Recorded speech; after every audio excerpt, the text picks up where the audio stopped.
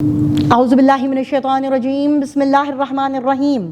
جماعت ششم اسلامیات میں آپ سب کو خوش آمدید کہتے ہیں، اور ہم امید کرتے ہیں ہمارے پیارے بچے جو پچھلے ہم نے اسباق پڑھائے ہیں وہ سارے انہوں نے درجہ بدرجہ یاد کر لیے ہوں گے، ان کو سمجھ لیا ہوگا۔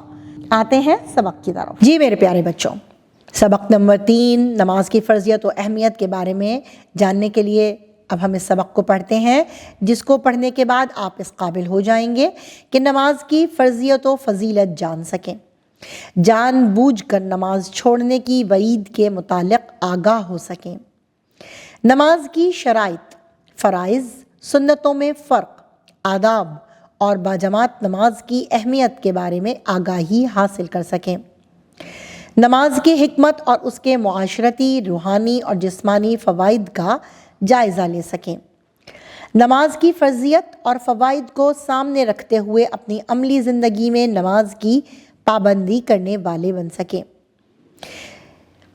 اس کے ساتھ ہی ہم اپنے اس نماز کے چیپٹر کو شروع کرتے ہیں کہ نماز کو عربی زبان میں صلاۃ کہا جاتا ہے۔ صلاۃ کا لفظی معنی ہے دعا۔ نماز اللہ تعالیٰ کی پسندیدہ عبادت ہے۔ نماز ایک ایسی عبادت ہے جو ہر عاقل اور بالغ مسلمان پر ہر حال میں روزانہ 5 مرتبہ ادا کرنا فرض ہے۔ سورۃ البقرہ میں اللہ تعالیٰ ارشاد فرماتا ہے وَأَقِیمُوا الصَّلَاةَ وَآتُوا الزَّکَاةَ وَارْکَعُوا مَعَ الرَّاکِعِینَ، اور نماز قائم کرو اور زکوٰۃ ادا کرو اور رکوع کرنے والوں کے ساتھ رکوع کرو۔ حضرت محمد رسول اللہ خاتم النبیین صلی اللہ علیہ وعلیٰ آلہ وصحبہ وسلم نے بار بار نماز ادا کرنے کی تاکید فرمائی ہے۔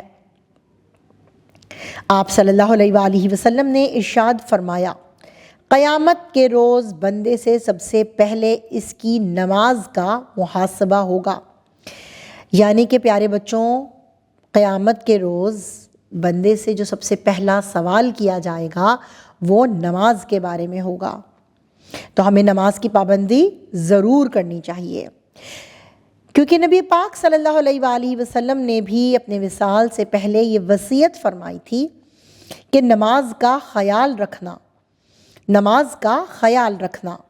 اور جو تمہاری ملکیت میں غلام اور لونڈی ہیں ان کے معاملات میں اللہ تعالیٰ سے ڈرتے رہنا۔ ترک نماز یعنی کوئی نماز کا چھوڑ دینا، تو پیارے بچوں نماز کا چھوڑ دینا اللہ تعالیٰ کی نافرمانی ہے۔ نماز نہ پڑھنے والا اللہ تعالیٰ کا باغی اور شیطان کا دوست بن جاتا ہے۔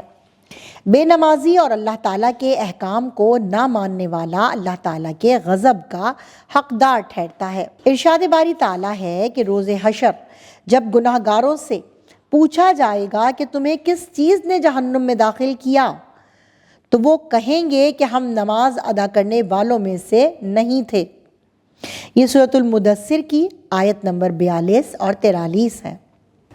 کوئی شخص کسی مجبوری یا معذوری کی وجہ سے کھڑے ہو کر نماز نہیں پڑھ سکتا تو بیٹھ کر پڑھے، اگر بیٹھ کر نہیں پڑھ سکتا تو لیٹے لیٹے پڑھے، اور بول کر نہیں پڑھ سکتا تو اشاروں سے پڑھے۔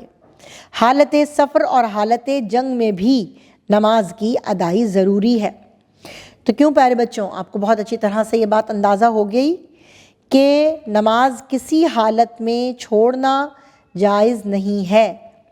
اگر ہم کھڑے ہو کر نہیں پڑھ سکتے تو بیٹھ کے پڑھیں، بیٹھ کے نہیں پڑھ سکتے تو لیٹ کر پڑھیں، بول کر نہیں پڑھ سکتے تو اشاروں سے پڑھیں، یعنی ہر حال میں اللہ نے نماز کی ادائی کو ضرور قرار دیا ہے۔ اب آتے ہیں شرائط نماز کی طرف۔ ایسے اعمال جن کو نماز شروع کرنے سے پہلے ادا کرنا ضروری ہے شرائط نماز کہلاتے ہیں، اور شرائط نماز ہیں 7 جن کا ادا کرنا ہمارے لیے بہت ضروری ہے۔ نمبر 1 نمازی کے جسم اور لباس کا پاک ہونا۔ نمبر 2 جس جگہ نماز قائم کی جائے اس کا پاک ہونا۔ نمبر 3 باوضو ہونا۔ نمبر 4 جسم کا وہ حصہ چھپانا فرض ہے جس کا چھپا ہوا ہونا ضروری ہے۔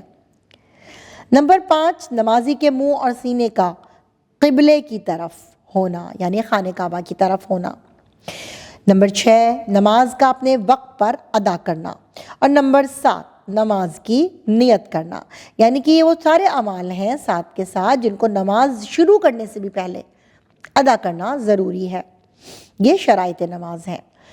اب ہم آتے ہیں فرائض نماز کی طرف، یعنی کہ ایسے اعمال جن کو نماز میں ادا کرنا ضروری ہے، ان میں سے کچھ بھی چھوٹ جائے گی تو نماز نہیں ہوگی، یہ سب فرائض نماز کہلاتے ہیں۔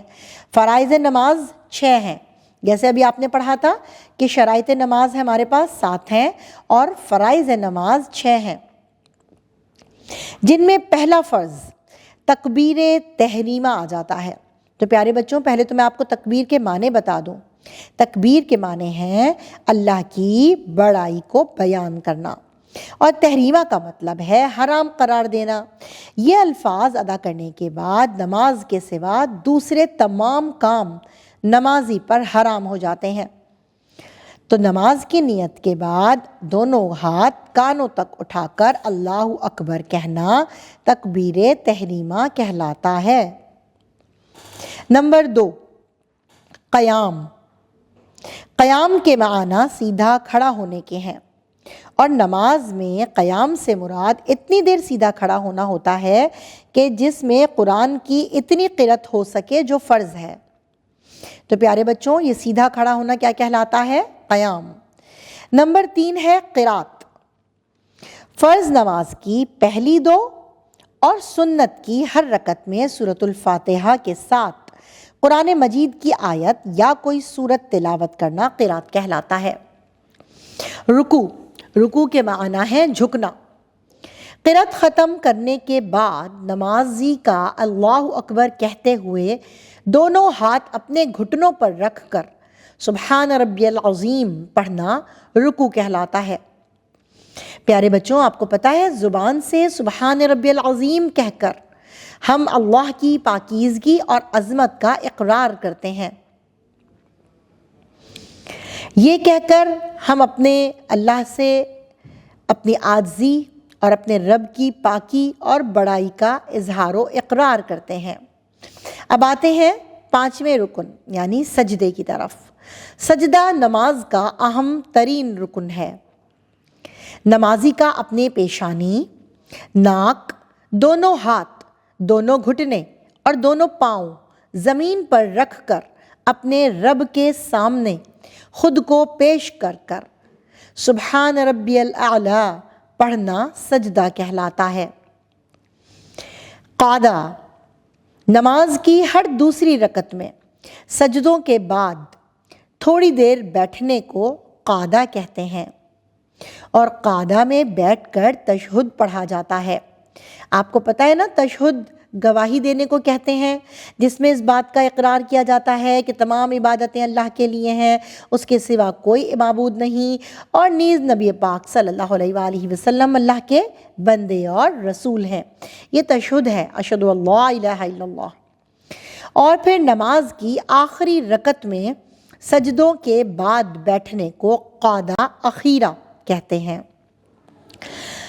اب ہم نے پڑھی تھی نماز کی شرائط، نماز کے فرائض، اور اب ہم پڑھیں گے نماز کی سنتیں۔ تو پیارے بچوں، وہ تمام امور جن کا نماز میں نبی پاک صلی اللہ علیہ وآلہ وسلم اہتمام فرماتے نماز کی سنتیں کہلاتی ہیں۔ نماز کی سنتیں کون کون سی ہیں؟ آپ سب نے یاد رکھنی ہے۔ تکبیر تحریمہ کہتے ہوئے سر کو سیدھا رکھنا، نظروں کو جھکانا، دونوں ہاتھ کانوں تک اٹھانا، ہاتھ باندھ کر قیام کرنا، قیام میں ثنا، تعوذ اور تسمیہ کے بعد قرأت کرنا۔ آپ کو پتہ ہے ثنا اور تعوذ اور تسمیہ کا؟ تعوذ کہتے ہیں اعوذ باللہ پڑھنے کو، تسمیہ کہتے ہیں بسم اللہ پڑھنے کو، اور اس کے بعد ہم قرأت یعنی کہ الحمد شریف اور اس کے ساتھ کوئی بھی سورت پڑھتے ہیں۔ رکوع میں سر اور کمر کو سیدھ میں رکھنا، دونوں ہاتھوں کی کھلی انگلیوں سے گھٹنوں کو پکڑنا، قومے میں تسمیع اور تحمید کہنا، یعنی کہ جب ہم سمیع اللہ لمن حمدہ ربنا لک الحمد کہہ کر کھڑے ہوتے ہیں۔ سجدے میں جاتے ہوئے پہلے دونوں گھٹنے، پھر دونوں ہاتھ، پھر ناک، پھر پیشانی رکھنا اور اٹھتے وقت اس کے برعکس عمل کرنا۔ جلسہ اور قعدہ میں بایاں پاؤں بچھا کر بیٹھنا، سیدھے پاؤں کو کھڑا رکھنا اور دونوں ہاتھ رانوں پر رکھنا۔ قعدہ میں تشہد پڑھتے ہوئے صرف انگلی اٹھا کر شہادت دینا، یہ جو آپ کی شہادت کی انگلی ہے وہ آپ اٹھا کر گواہی دیتے ہیں نا۔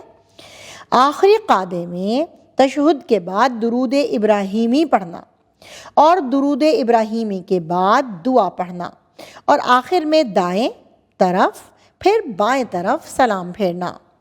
اب تو ہمارے پیارے بچوں کو نماز کی سنتیں بھی یاد ہو گئی ہوں گی۔ ان کی باقاعدگی سے آپ نے ان کو ادا کرنے کا اہتمام کرنا ہے اپنی اپنی نمازوں میں۔ اب آتے ہیں نماز با جماعت کی اہمیت کی طرف۔ حضرت محمد رسول اللہ خاتم النبیین صلی اللہ علیہ وعلی آلہ واصحابہ وسلم نے نماز با جماعت پڑھنے کا نظام قائم فرمایا اور ہر مسلمان مرد کے لیے جو بیمار یا کسی وجہ سے معذور نہ ہو، جماعت سے نماز ادا کرنا لازمی قرار دیا ہے۔ آپ خاتم النبیین صلی اللہ علیہ وعلی آلہ واصحابہ وسلم نے ارشاد فرمایا، جماعت کے ساتھ نماز اکیلے نماز پڑھنے سے 27 درجے زیادہ فضیلت رکھتی ہے۔ تو پیارے بچوں، آئندہ سے آپ جماعت کے ساتھ نماز ادا کریں گے۔ آپ کو پتہ چلا ہے نا کہ اکیلے نماز پڑھنے سے بھی زیادہ بہتر ہے جماعت کے ساتھ نماز پڑھنا، کیونکہ ہمیں اس میں 27 درجے زیادہ ثواب مل رہا ہے۔ اچھی وضو کر کے نماز کو اطمینان، سکون، خشوع و خضوع کے ساتھ ادا کرنا چاہیے۔ حضرت محمد رسول اللہ خاتم النبیین صلی اللہ علیہ وعلی آلہ واصحابہ وسلم نے فرمایا کہ 5 نمازیں اللہ تعالیٰ نے فرض کی ہیں۔ جو کا وضو عمدہ بنائے، یعنی کہ نماز سے پہلے جو وضو کریں وہ بے انتہا عمدہ کریں، انہیں ان کے اوقات پر ادا کریں، یعنی کہ وقت پر ادا کریں، ان کے رکوع و خشوع کامل رکھیں، تو ایسے شخص کے لیے اللہ تعالیٰ کا وعدہ ہے کہ وہ بخش دے گا اسے، اور جو یہ نہ کرے تو اس کے لیے اللہ تعالیٰ کا کوئی وعدہ نہیں ہے، اگر چاہے تو معاف کر دے اور اگر چاہے تو عذاب دے دے۔ کیونکہ پیارے بچوں، آپ کو پتہ ہے نبی پاک صلی اللہ علیہ وآلہ وسلم نے ارشاد فرمایا کہ بے شک آدمی اور شرک و کفر کے درمیان فاصلہ مٹانے والا عمل نماز ہے۔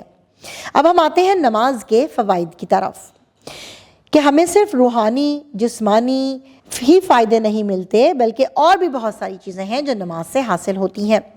نماز سے انسان کو روحانی سکون کے ساتھ جسمانی فوائد بھی حاصل ہوتے ہیں۔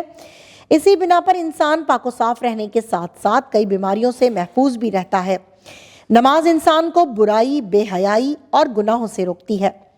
ارشاد ربانی ہے، سورۃ العنکبوت کی آیت نمبر 45 تلاوت کر رہی ہوں، ان الصلاۃ تنہی عن الفحشاء والمنکر، بے شک نماز روکتی ہے بے حیائی اور برے کاموں سے۔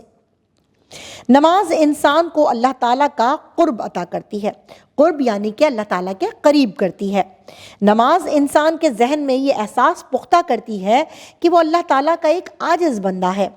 نماز نظم و ضبط کی دلکش تصویر ہے، اور با جماعت نماز ادا کرنے سے اطاعت کا جذبہ پیدا ہوتا ہے۔ ایک ہی صف میں کھڑے ہو کر، ایک ہی طرف رخ کر کے، ایک ہی امام کی اقتدا کرتے نظم و ضبط کرنا نظم و ضبط کی بہترین مثال ہے۔ با جماعت نماز ادا کرنے میں اتحاد ملی کا بہترین نظارہ بھی ہے۔ ضرورت اس بات کی ہے کہ ہم نماز کو خلوص دل سے ادا کریں، کیونکہ یہ رحمت کے نازل ہونے اور جہنم سے نجات کا پروانہ ہے۔ یہ مومن اور کافر کے درمیان فرق کو واضح کرتی ہے، جیسا کہ ہم نے اس سے پہلے جو حدیث پڑھی اس میں آپ کو بتایا تھا کہ مومن اور کافر کے درمیان فرق کرنے والی چیز صرف نماز ہے۔ لہٰذا ہمیں چاہیے کہ ہم نماز کو دھیان اور توجہ سے باجماعت ادا کریں تاکہ ہم نماز کے فوائد سے بہرہ مند ہو سکیں۔ میں امید کرتی ہوں کہ آج سے میرے سارے بچے نماز کی پابندی کریں گے، ترک نماز سے بچیں گے، ان کو شرائط نماز اور فرائض نماز بھی اچھی طرح سے آتا ہوگا، اور وہ نماز کی سنتیں بھی ادا کریں گے تاکہ نماز کے مکمل فوائد حاصل کر سکیں۔ اسی کے ساتھ اس سبق کا اختتام کرتے ہیں۔ جی پیارے بچوں، مجھے پوری امید ہے کہ ہمارے بچوں نے اس سبق سے بہت کچھ سیکھا ہوگا۔ اسی کے ساتھ اس سبق کا اختتام کرتے ہیں اور ملتے ہیں نئے سبق کے ساتھ۔ اللہ حافظ۔